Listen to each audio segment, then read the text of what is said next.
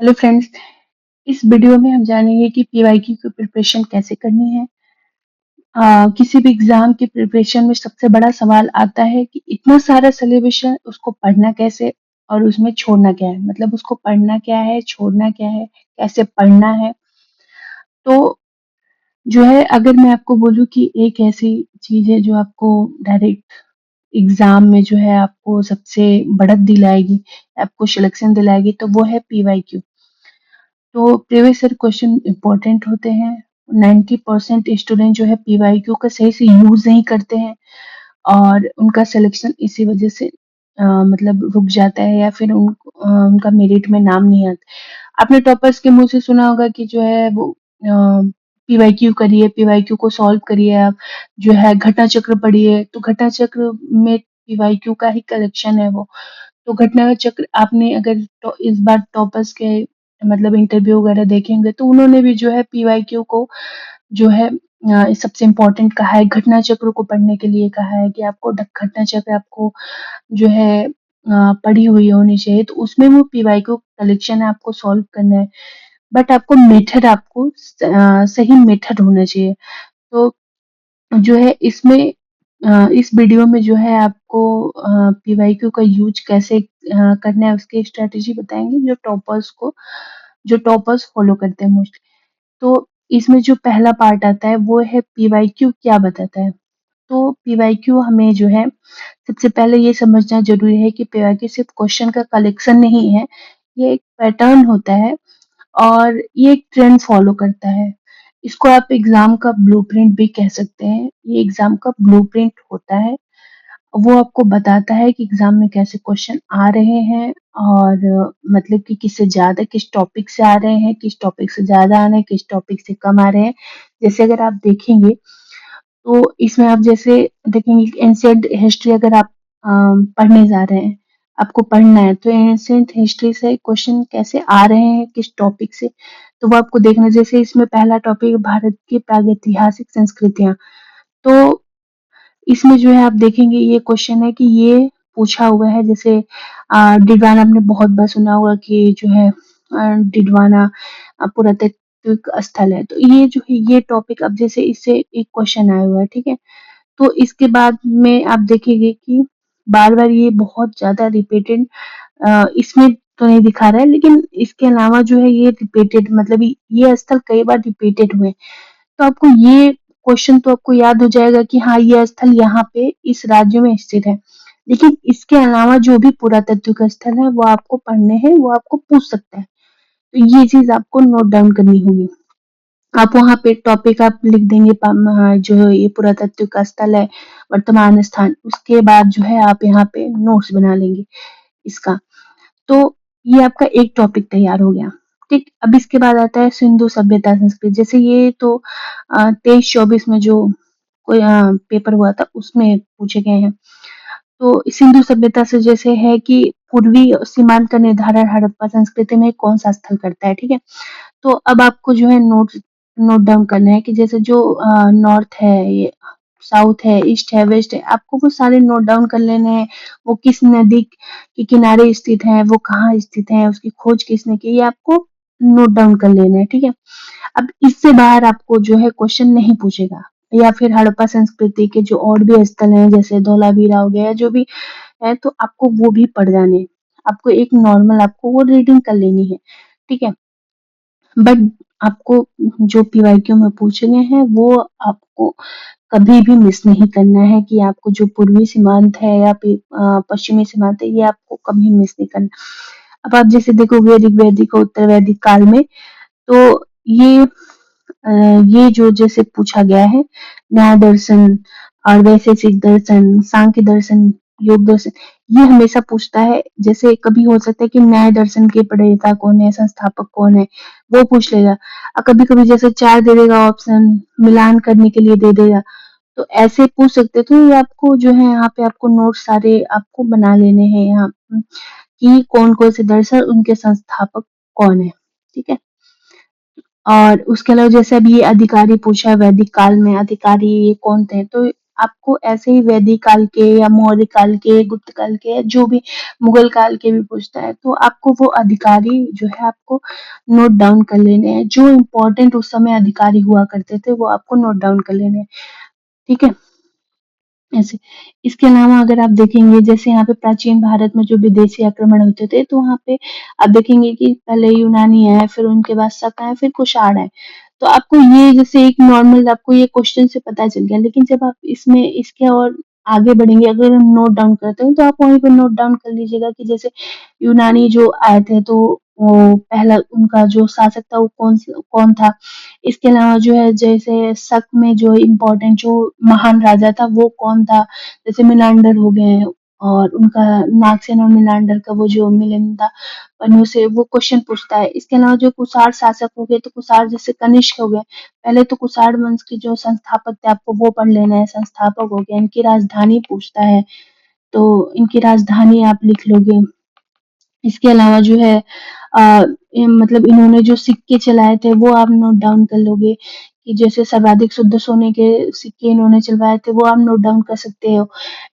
इसके अलावा जो है, कनिष्क कनिष्क मोस्ट इम्पोर्टेंट है, तो कनिष्क की राजधानी कौन सी थी, कनिष्क का जो मूर्ति बनाई गई है, वो कौन सी शैली में बनाई गई है, या फिर वो कहाँ स्थित है, ये आप पढ़ सकते हो। कनिष्क के समय में बौद्ध संगीत हो, तो आपको एक जगह पे नोट डाउन कर लेना है बस।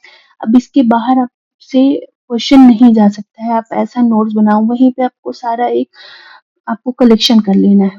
ठीक है? तो अब वो टॉपिक आपको पता चल गया कि जैसे कि हाँ भाई, कुषाण से पूछेगा तो कुषाण आपको पढ़ लेना है। जैसे अब ऋग्वैदिक काल में जैसे ये हो गया कि दशराग युद्ध है, तो वो किस नदी पे है, तो आपको परशुराम नदी पे है। ठीक है? तो 7वें मंडल में है, ऐसे ही 10वां मंडल को आपको नोट कर लेना है।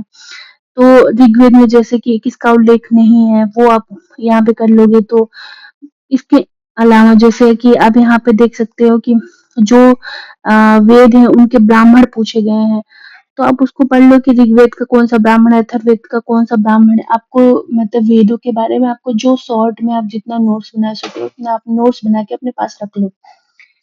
जैसे कि आप बना सकते हो यहाँ पे अभिलेख, जैसे हमेशा पूछता है, तो अभिलेखों के बारे में आप यहाँ पे देख सकते हो कि नोट्स है, आपको एक जगह पे लिख के सारे रख लेने। हमेशा एग्जाम में देखोगे, चाहे यूपीपीसी से कहीं भी जहाँ पे जीएस आता है, वहां पे ये अभिलेख पूछे जाते हैं। तो जैसे पूछ लिया कभी आपको कि मंदसौर अभिलेख जो है किस शासक से संबंधित है, तो कुमारगुप्त ऑप्शन में रहेगा। ठीक है? तो उसके अलावा जैसे कभी कभी 4 ऑप्शन दे दिया कि ये मिलान करने के लिए आपको मिलाना है, तो आपको इसलिए सारे अभिलेख आपको पता होने चाहिए। इसके अलावा जैसे कि मध्यकालीन इतिहास है, आपको एक जगह पे, जैसे मोहम्मद बिन कासिम है, उसने सर्वप्रथम तुर्क आक्रमण उसका हुआ था। इसके बाद महमूद गजनवी का आक्रमण, तो 17 बार आक्रमण किया था। ये आपको सारे एक जगह पे नोट डाउन कर लेने हैं। जैसे दिल्ली सल्तनत का जो है क्रम पूछता है, पहले जो है गुलाम वंश आया, फिर खिलजी वंश, फिर तुगलक वंश। तो सबसे ज्यादा जो है, सबसे ज्यादा इसने शासन किया तुगलक वंश ने, सबसे कम शासन किया खिलजी वंश ने। आपके नोट्स में सारा एक जगह पे होना चाहिए। अब इसके अलावा जो है बौद्ध धर्म के तीर्थ पूछता है, तो आपको एक जगह पे नोट डाउन कर लेना है। ठीक है? तो फिर जैन धर्म के तीर्थ आपको वहीं पे लिख लो, ताकि आपको याद रहे। बौद्ध धर्म के त्रिपिटक। तो आप ऐसे नोट्स बनाओगे, तो आपको पता होगा कि जो है आप कितना, मतलब कि एक जगह पे आपका कलेक्शन भी हो जाएगा। आप कभी भी एग्जाम के टाइम पे एक बार में उठा के आप उसको पढ़ सकते हो। ठीक है? और आपको पता चल गया कि हाँ, ये टॉपिक से क्वेश्चन पूछते हैं। आप 10 साल के उठा लो, इवन जैसे आप टॉपर्स के मुझे सुनोगे, तो उन्होंने तो 30 इयर्स के जो है वो पीवाईक्यू रटे, तो कि कभी कभी वो पूछ देते हैं बहुत पुराना, लेकिन आप उतना नहीं, तो कम से कम 10-15 साल का आपको पढ़ा होना चाहिए। वैसे अगर आप मेंस में, अगर मेंस में देखोगे, तो आपको जैसे आप यूपीपीसीएस की तैयारी कर रहे हो, तो यूपीएससी आपको यूपीएससी का भी जो है मतलब पढ़ा होना चाहिए, और यूपीपीसीएस का पीवाईक्यू भी आपको तैयार होना चाहिए। ठीक है? अब दूसरा पार्ट आता है इसमें कि जैसे पीवाईक्यू से प्रिपरेशन का जो रियल मेथड है, वो क्या है। तो इसमें जो पहला स्टेप है, वो पीवाईक्यू से जो है बेस स्ट्रांग होता है। तो सबसे पहले जो 10 साल के जो पीवाईक्यू आप पढ़ोगे, तो आपको टॉपिक पता चल जाएगा, तो आप उस टॉपिक को उठा के आप वो एक सबसे पहले आपको क्या करना है कि वो टॉपिक आपको पता होगा तो आपको वीडियो या फिर बुक से आपको सबसे पहले वो चीजें पढ़ लेनी है, ठीक। उसके बाद आपको एक दो बार जब उसको पढ़ लोगे तो आप उसका शॉर्ट नोट्स बना लो।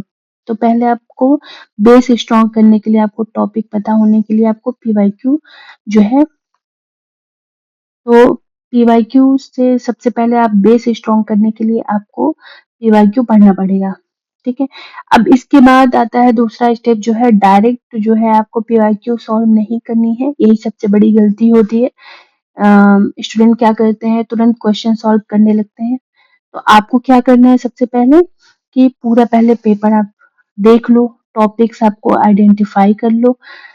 जैसे पॉलिटी अगर पढ़ रहे हो तो पॉलिटी में जो है कितने क्वेश्चन आए, किसी किसी साल में आप कितने क्वेश्चन आए और कहाँ से आए क्वेश्चन, आपको ये चीजें करना है कि किस सब्जेक्ट का कितना वेटेज है या फिर किस टॉपिक का कितना वेटेज है, और टॉपिक में भी जो क्वेश्चन है वो कैसे घुमा के पूछ रहा है या कैसे वो करना है, तो आप सॉल्व करोगे आपको पीवाईक्यू से ये चीजें पता चलेंगी।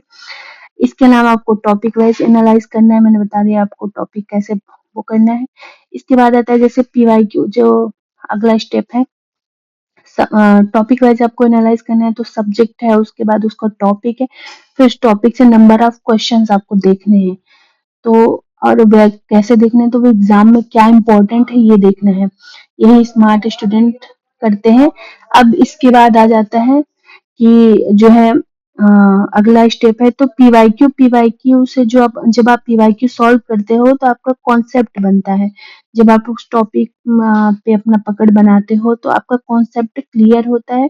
जब कॉन्सेप्ट क्लियर हो जाए तो आपको उससे आपको क्वेश्चन करना है, आपको मॉक टेस्ट देना है, आपको उससे टेस्ट लगाना है, ठीक है। तो जैसे आप मान लो कोई टॉपिक करते हो, आप तो आप टेस्ट लगाओगे, ठीक है, आपने कॉन्सेप्ट पढ़ लिया, तो उसके बाद आप टेस्ट लगाओगे तो कौन सा टॉपिक आपसे सही हुआ, कौन से टॉपिक में अभी आपको गलती हो रही है, तो वो आपको टेस्ट से पता चलेगा। और सबसे इम्पोर्टेंट आ जाता है कि आपको जो है रिपीट जो टॉपिक्स हैं, जैसे जो टॉपिक रिपीट हुए आप उसमें मास्टर कर लो, उसमें आपको गलती कभी माफी की गुंजाइश नहीं हो सकती है किसी भी एग्जाम में, ठीक। अब रिपीट टॉपिक आपको कभी गलती नहीं करनी है, वो कोई भी टॉपिक हो, क्योंकि अगर वहां आपने गलती कर दी तो आप पीछे हो जाओगे, क्योंकि जो स्टूडेंट है उसने उस पर तैयारी कर ली है तो वो आपसे आगे निकल जाएगा, ठीक है। इसीलिए किसी भी टॉपिक को 3-4 बार रिवाइज करो, किसी भी सब्जेक्ट को आपको हमेशा रिवीजन करना है, रिवीजन बहुत जरूरी है किसी भी एग्जाम के लिए, ठीक है।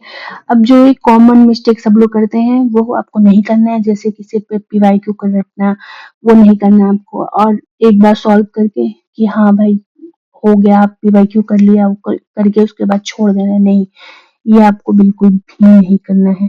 उसके अलावा जो है टॉपिक को आपको एनालाइज करना है, एनालाइज कैसे कैसे करना है वो आपका ये है कि आपका रियल मेथड आपका क्या होना चाहिए। आपका बेस स्ट्रॉन्ग हो गया, उसके बाद जो है आपको टॉपिक वाइज एनालाइज करना है। टॉपिक के लिए जो है आपको जो है सब्जेक्ट चुनना है, उस सब्जेक्ट का टॉपिक देखना है, उससे उस टॉपिक से नंबर ऑफ क्वेश्चन देखना है, फिर उस क्वेश्चन को आपको सॉल्व करना है, उससे नोट्स बनाना है, आपको बहुत बार उसको रिवाइज करना है।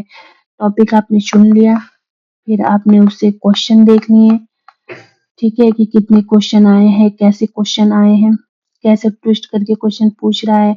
आपको कई साल के आप जब उस टॉपिक से क्वेश्चन देखोगे तो आपको पता चलेगा कि वही वही टॉपिक से आपको कैसे घुमा के क्वेश्चन पूछता है, वही क्वेश्चन आपको जो 4 ऑप्शन है, जो क्वेश्चन में 4 ऑप्शन होते हैं, आपको उनको भी पढ़ना है, आप उनको छोड़ नहीं सकते। इसके अलावा जो वीक टॉपिक्स हैं उनको इग्नोर आपको बिल्कुल नहीं करना है।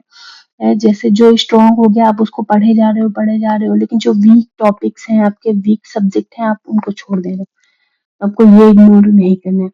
इसके अलावा जो है पार्ट 4 है, आपको तो वीकली जो है, तो वीकली आपको पीवाई की स्ट्रेटेजी बनानी है। वो कैसे बनानी है, जैसे आप वीक में जो मंडे टू फ्राइडे अगर मान के चले, मंडे टू फ्राइडे आप जैसे पीवाई क्यू आप करते हो, उसमें न्यू टॉपिक पढ़ते हो, ठीक। फिर सैटरडे को आपको जो पीवाईक्यू आपने पढ़ा है, जो पूछे गए क्वेश्चन है, आप उसको रिवीजन करिए, क्योंकि मान लो अगर वो सेम रिपीट होते हैं या फिर टॉपिक आप रिपीट करते हो तो आपको टॉपिक पढ़े होने चाहिए। तो आप जैसे कुछ नया भी पढ़ते हो लेकिन आपको पीवाईक्यू के लिए एक दिन आपको पक्का देना ही पड़ेगा, ठीक है। और डे वाइज आपको प्लान बनाना चाहिए कि आप डे वाइज में कौन कौन से टॉपिक पढ़ रहे हो। सबसे पहले आप पीवाईक्यू से आप जो है टॉपिक्स आप उसको अलग कर लो। और जैसे मैं आपको देखो, अगर मेरे पास, मैं आपको कभी सेंड करूंगी, आप टेलीग्राम पे मुझसे जुड़ सकते हैं, मैं आपको प्रोवाइड कर दूंगी। वहां पे मैंने टॉपिक बनाए हुए हैं, आपको उसमें मैंने छाटे हुए टॉपिक तो मैं आपको शेयर कर दूंगी। आप मुझसे टेलीग्राम पे जुड़ सकते हैं, एग्जाम शिक्षा विद शिखा के नाम से है, तो आप वहां पे सॉल्व कर सकते हैं। अब ये हो गया वीक में, जैसे आपने मंडे टू फ्राइडे आपने न्यू टॉपिक पढ़ा, जैसे उस टॉपिक से रिलेटेड आपने कुछ न्यू पढ़ा तो फिर उस टॉपिक के पीवाईक्यू पढ़ लिया, ठीक। अब आपको जो है फिर सैटरडे को वो आपको रिवीजन करना है। आपने जो टॉपिक पढ़ा और आपने जो या फिर पीवाईक्यू पढ़ा वो आपको रिवीजन करना है। फिर संडे को आपको टेस्ट देना है, जो पीवाईक्यू बेस्ड जो पीवाईक्यू बेस्ड होगा वो आपको टेस्ट दे देना है, ठीक है। इससे क्या होगा, आपका कॉन्फिडेंस भी बढ़ेगा और एक्यूरेसी भी बढ़ेगी। इसके अलावा आपको मॉक टेस्ट जो फुल लेंथ टेस्ट होता है वो आपको देना ही है, ठीक। तो फ्रेंड्स, ये रहा जो है पीवाईक्यू को सही तरीके से पढ़ने का जो है, जो भी आपको प्रिपरेशन करना है तो आपको पीवाईक्यू पढ़ना ही पड़ेगा। तो आप इसको ध्यान रखिए, बस एक लाइन आपको जो एग्जाम में आया है वही दोबारा आएगा, बस थोड़ा चेंज होके आएगा। तो अगर आपको ये वीडियो हेल्पफुल लगे तो लाइक करें और चैनल एग्जाम शिक्षा को सब्सक्राइब करें ऐसे ही स्मार्ट प्रिपरेशन के लिए, ठीक है। Thank you.